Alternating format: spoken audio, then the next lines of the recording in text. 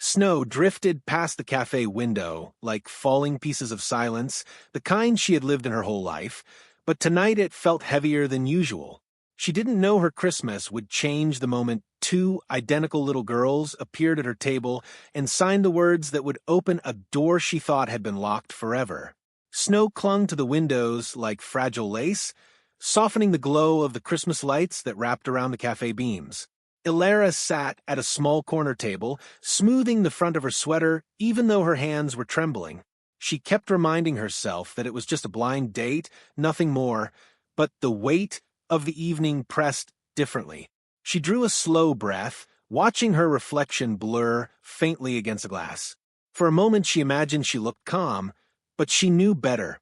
Inside, her heart stumbled in uneven rhythms. She checked the time on her phone again. Her date was 12 minutes late. 12 wasn't terrible, she tried to tell herself. People got stuck in traffic. People lost track of time. People sometimes needed a moment longer to gather courage. Still, she felt a familiar ache stirring beneath her ribs. She wished she didn't care so much, but she did. She had agreed to tonight because she was tired of being alone during the holidays, tired of feeling the quiet settle around her like a second skin that no one else could step into. When the bell over the door jingled, she lifted her gaze quickly. A man in a gray coat entered, brushing snow from his sleeves, glancing around the room.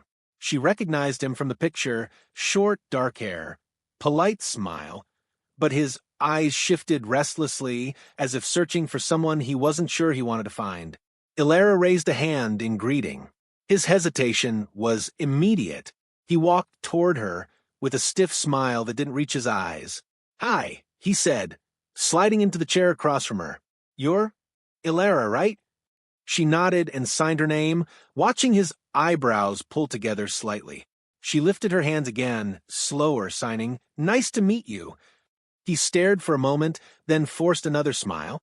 She could see the discomfort spreading through him like a shadow. "So," he said, clearing his throat, "you're deaf?" Elara nodded gently. "Oh."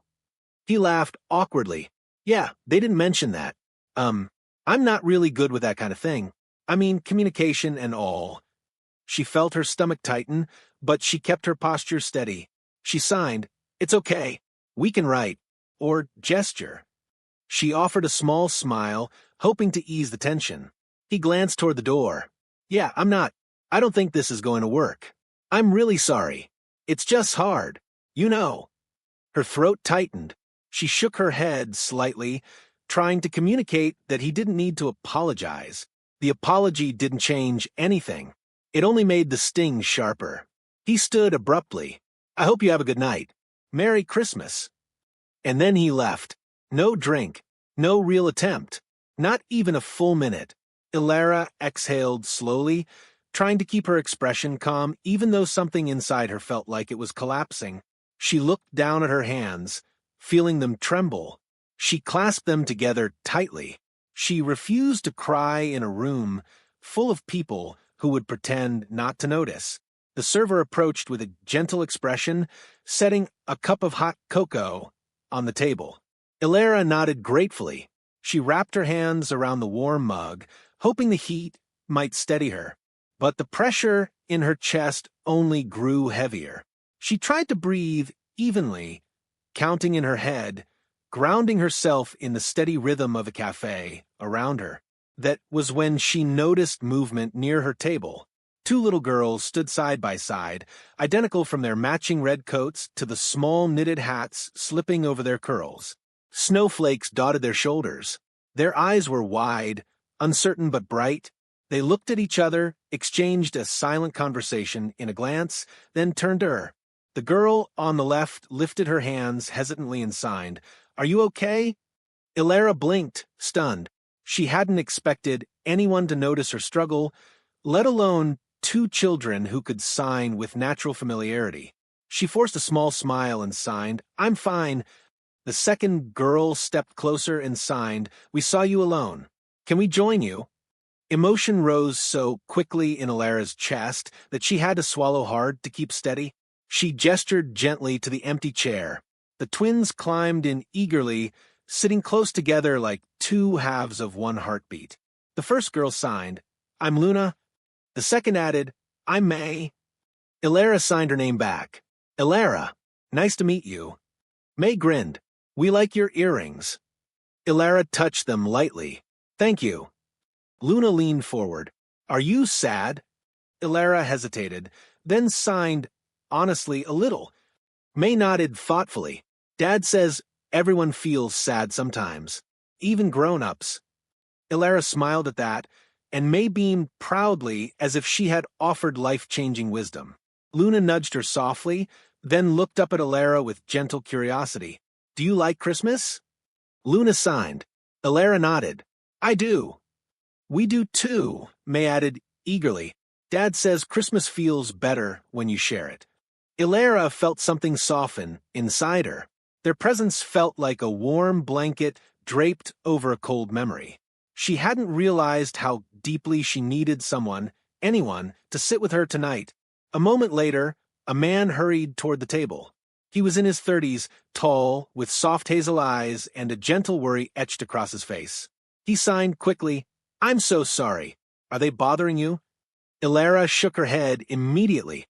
"Not at all." He let out a relieved breath. They wander when they see something interesting. Or someone interesting. He offered a small, shy smile. May tugged his sleeve. "Dad, she's nice." Luna nodded. "And she knows signs." His expression warmed. "I can see that." The twins looked between them with innocent excitement, as if sensing something important had begun. Elara felt heat rise in her cheeks, but she didn't look away. For the first time that evening, her heart felt steady. They stayed like that for a quiet moment, two children, a kind-eyed father, and a woman who had walked into the night expecting loneliness but found something completely unexpected. The café felt warmer with the twins sitting across from her, their legs swinging above the floor, as if they were keeping time with some secret music. Callan pulled out a chair but didn't sit right away, waiting for Elara's reaction as if he wanted her permission. She nodded gently, and he lowered himself into the seat with quiet relief. He folded his hands on the table, palms relaxed, movements careful in a way that made her chest loosen. She wasn't used to people adjusting to her comfort. It felt strange, tender, almost unreal. May leaned toward Elara with sparkling eyes. "Dad teaches us signs every night." She signed quickly. Luna added, "We're still learning, but we like it a lot." Callan lifted his shoulders with a faint smile. "They're better than they think." He signed, a bit slower but still clearly. "I'm just trying to keep up." Elara smiled, and for the first time that evening her smile felt natural, not something she had to piece together. She signed, "You sign very well." He shook his head lightly. "Not really, but I try." There was no embarrassment in the way he admitted it, no rush to impress. Just honesty. She admired that. The twins tugged at the sleeves of her sweater with innocent enthusiasm. Luna pointed at the cocoa. "Do you like chocolate?" she signed. Elara nodded. "Yes. Do you?" May nodded vigorously. "Dad says we like it too much." Callan raised an eyebrow with exaggerated sternness. "Because last time you two had hot chocolate, you didn't sleep until midnight." May grinned proudly. "It was worth it." Luna nudged her. "Very worth it." Elara laughed silently, shoulders shaking. The girls beamed like they had won a prize. For a moment she forgot the sting of earlier, forgot Nathan's stiff smile and hasty exit. The warmth from these two little souls washed over the bruise in her heart, giving it room to breathe. Callan watched the exchange silently, his expression soft. After a moment he signed, "They didn't mean to interrupt you." Elara shook her head. "They didn't interrupt anything." He studied her hands, reading her carefully. She saw the moment, he understood the hidden meaning. His expression deepened into a quiet kind of empathy that made her look down at her cocoa for a second to steady herself. Luna reached over and gently tapped Elara's wrist to get her attention again. "Do you want to see our drawings?" she signed. May gasped dramatically, already rummaging through her tiny backpack. "Yes, show her the snowman one." Callan exhaled with a patient smile. "They bring their art everywhere." Elara nodded encouragingly, and the twins spread several small drawings on the table. Snowmen, Christmas trees, gingerbread houses, and two stick-figure girls holding hands under falling snow. The colors were bright and messy, the shapes wobbly but full of joy. "They're beautiful," Elara signed. May puffed her chest proudly. "We made them for Grandma." Luna nodded, but she said we could show people who look lonely. May elbowed her gently. "Luna." Luna's cheeks flushed. She glanced at Elara, worried she had said something wrong. "I didn't mean—" Elara touched her shoulder softly. "It's okay." May leaned closer. "You don't look lonely now." Elara's breath caught in her throat. Something about that simple sentence cracked open a space inside her she didn't know she'd been guarding. Callan looked down at the table, running his thumb along the edge of a napkin. "They're honest," he signed. "Sometimes too honest." Elara signed. "Honesty is good." His eyes lifted to hers. "Most people don't think so." The moment lingered between them, warm and quiet. Then the twins began signing about a gingerbread house contest they'd seen on TV, their hands moving so quickly that Elara had to blink to keep up. She followed as best she could, nodding at their excitement. Every now and then, Callan clarified a word they signed incorrectly, gently correcting without discouraging them. After a while, Luna pointed toward the window. "Snow is getting heavier," she signed. May asked, "Are you going home soon, Elara?" Elara hesitated, then signed, "I hadn't decided yet." Callan watched her closely, sensing the pause. "We were going to the little Christmas market down the street," he signed, "just for a walk. You're welcome to come, if you want." There was no pressure in his hands, no assumption in his offer. Just an open door. Elara glanced toward the window. Snowflakes drifted in soft, slow spirals, making the street outside look like a scene lifted from a memory she once believed she'd never belonged to. She felt an ache of longing, gentle but insistent. The twins waited with quiet hopefulness, hands still, eyes bright. She signed, "I'd like that." May cheered silently, nearly bouncing out of her seat. Luna clapped her hands together. Callan laughed, covering his face for a moment like he already knew the evening was about to become louder and messier in all the best ways. They bundled up again, the twins helping Elara wrap her scarf, even though she insisted she could do it herself. Their small hands brushed her cheeks, warm and trusting. Outside, the cold air wrapped around them, but the warmth from inside clung to her like a soft ember. They walked slowly, the twins flanking Elara as if she were someone precious. Callan walked beside them, hands tucked in his pockets, watching the girls with affectionate resignation. Lights glowed from every window. Music from a nearby stall pulsed faintly through the air, though Elara felt it more than heard it, the vibrations brushing against her chest like gentle echoes. Luna pointed at a string of lights wrapped around a lamppost. "Pretty," she signed. May nodded. "Dad, let's us stay up late for Christmas." Elara signed, "Lucky girls." Callan gave her a playful look.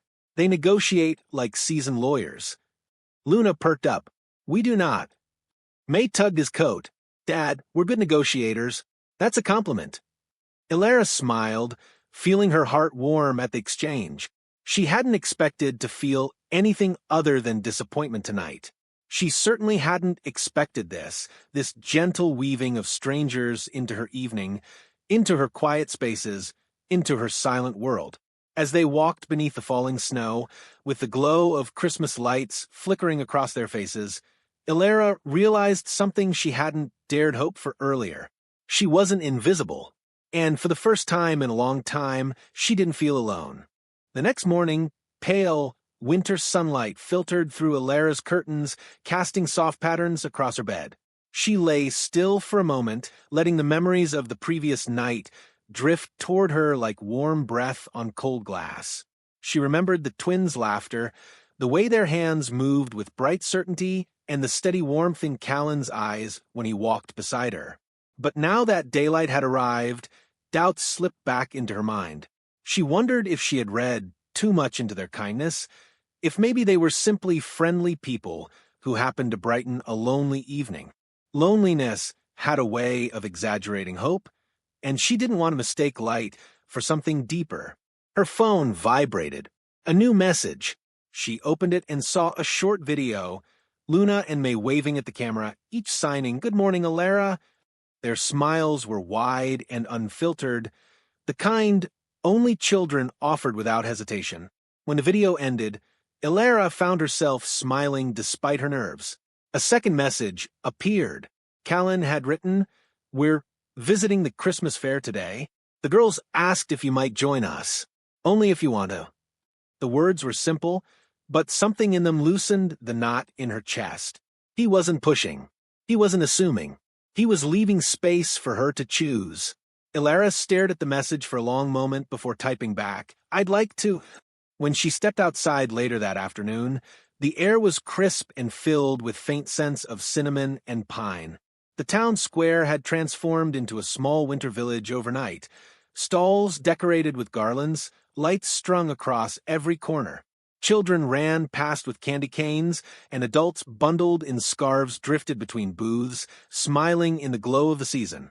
Elara felt a small, nervous excitement grow inside her as she approached the fair. She spotted them near a row of wooden stalls. Luna waved so intensely that her mitten nearly flew off. May jumped up and down, signing, "You came." Elara laughed quietly and signed back, "Of course I came." Callan stood behind them, hands in his pockets, watching the girls with a fond expression. When he noticed Elara approaching, his smile softened. "Glad you're here," he signed. "The girls have been talking about you all morning." May tugged Elara's hand. "We saved you a treat." Luna nodded eagerly. "Dad bought the good pastries." Callan gave them a look of mock offense. "I bought pastries, and now they're good because Elara is here?" May shrugged with exaggerated innocence.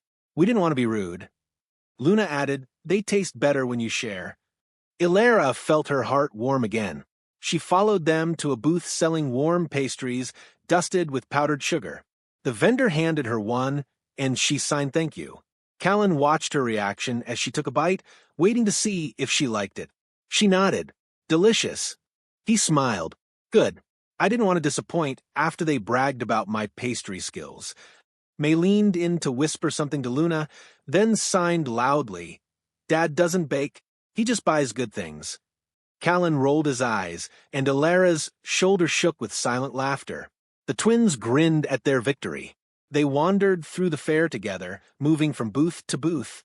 The twins tugged at Elara's hands, showing her hand-carved toys, jars of honey, colorful ornaments, and tiny wooden lanterns glowing with soft light. Each new discovery filled them with excitement, which they shared through rapid signing that sometimes left Elara blinking in surprise. At moments when she fell behind, Callan slowed his steps until she caught up. He didn't hover or rush her. He simply stayed close enough to show that she wasn't alone. After a while, they reached a small bridge covered in snow. Lights wrapped around the railings glowed gold against the winter sky. The twins hurried ahead toward a snowman building station, leaving Elara and Callan a few steps behind. Callan tapped her elbow gently.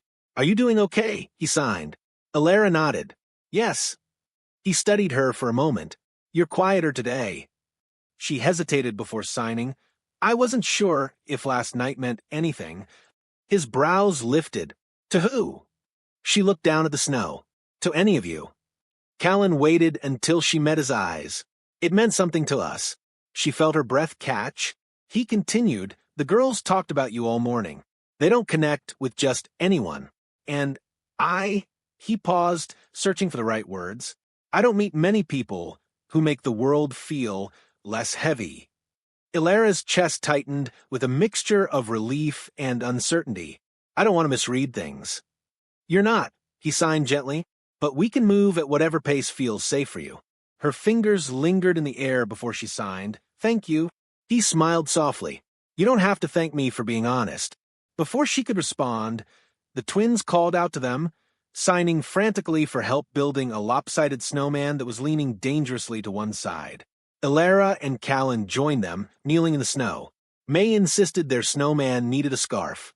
Luna insisted he needed eyebrows. Callan tried to negotiate peace, but the girls ignored him completely, stuffing snow in his coat pocket in retaliation.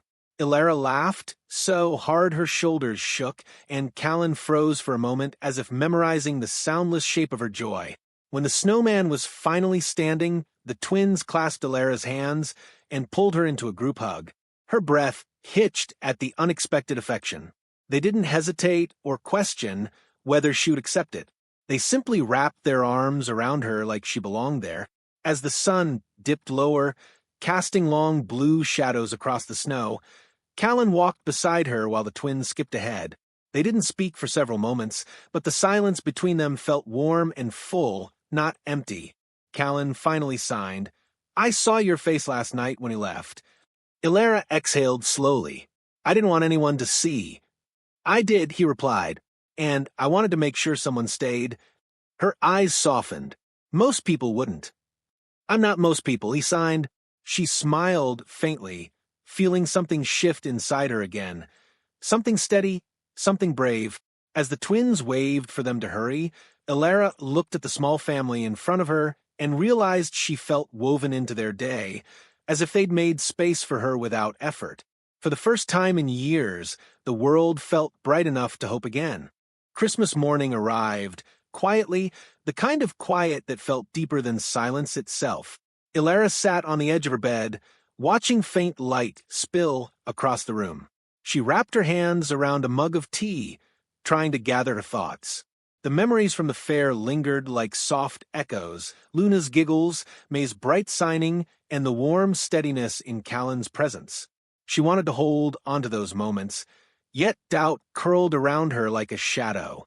It whispered that she didn't belong in something so gentle, that kindness was temporary and would disappear if she reached for it too eagerly. Her phone buzzed beside her. She picked it up slowly, expecting a simple message. Instead, a new video opened on the screen. Luna and May appeared wearing matching pajamas covered in little Christmas trees. They raised their hands with excited energy and signed, "Merry Christmas, Elara." May leaned closer and added, "We miss you already." Luna nodded so hard her hat nearly slipped off. When the video ended, Elara felt her throat tighten with emotion she didn't try to push away. A moment later, another message arrived. Callan had written, "If you're free, we'd love to see you today. No pressure. Just us." The words were gentle, offering space instead of expectation. She stared at them for several long seconds before typing back, "I'd like that." Snow drifted lightly as she walked toward the café, her boots leaving soft prints behind her. Each step felt steadier than the last. The world around her glowed with winter color, warm lights in windows, wreaths on doors, soft music rumbling faintly from the street. When she pushed open the cafe door, warmth wrapped around her instantly. She spotted Luna and May first. They were standing on chairs, scanning the room like little sentries. When they saw her, both girls erupted into a flurry of delighted signing. "You came." Luna signed, "Best Christmas ever." May added. Elara laughed and signed, "You too are full of energy today." May pointed dramatically at her. "We saved you a seat." Luna tugged her sleeve. "Dad has a surprise."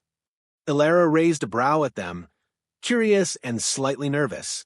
The twins pulled her toward the table where Callan stood, holding a small wrapped box in both hands.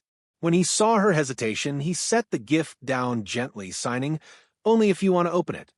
She nodded, though her heart thudded unevenly. She eased into the seat, letting the twins sit on either side of her. Callan remained across from her, his posture calm but his eyes filled with quiet anticipation. Luna leaned closer. "Open it slowly," she signed. May added, "Dad said it's special."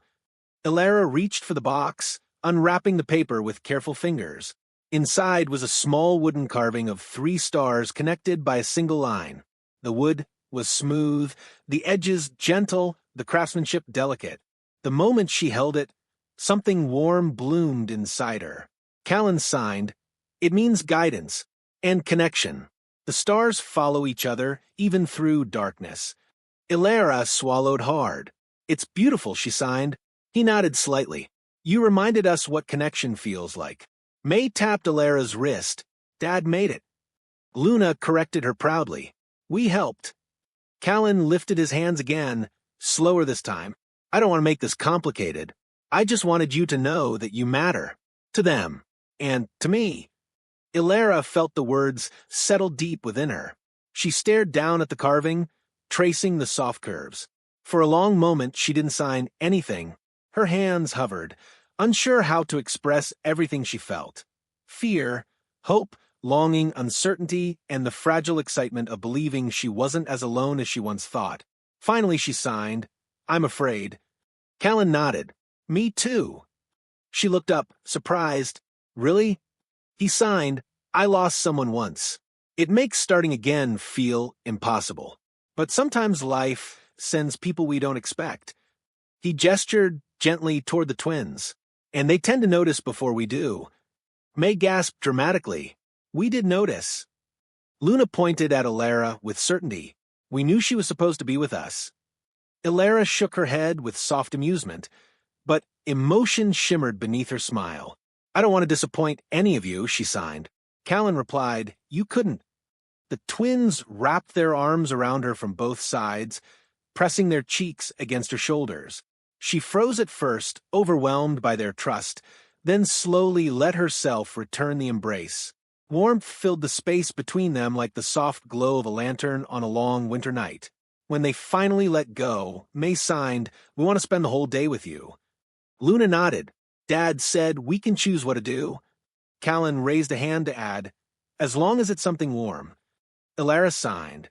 What do you usually do on Christmas? May answered instantly, We build a blanket fort. Luna added, And drink hot chocolate with too many marshmallows. Callan shook his head with playful resignation. Too many. Way too many. Elara felt her smile widen. I'd like that. The twins cheered silently, bouncing in place. Callan offered his hand, not demanding, not assuming, simply offering. She hesitated, only for a moment, before placing her hand in his. His fingers closed gently around hers, steady and warm. They walked out of the café together, the twins racing ahead to stomp through fresh snow.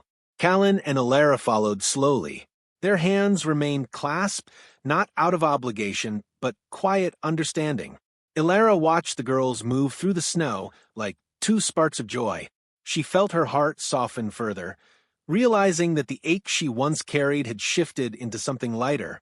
She wasn't healed all at once, but she wasn't breaking anymore either. Callan squeezed her hand gently. You're part of our day now, he signed. Elara nodded, feeling a warmth rise in her chest. I want to be. Snowflakes drifted softly around them, settling on hats and scarves, dissolving against warm skin. The world felt peaceful, the kind of peace she hadn't felt in years. And for the first time, she didn't feel like she was standing outside of life, watching others step into joy she couldn't reach. She stepped forward with them, instead of alone. Together, they walked toward a Christmas that felt different. A Christmas built not on sound, but on connection. Not on perfect moments, but on honest ones. And as Mai and Luna reached back to tug her into their laughter, Elara realized that the silence she once feared had finally been filled, with love, with warmth, and with a family she never saw coming.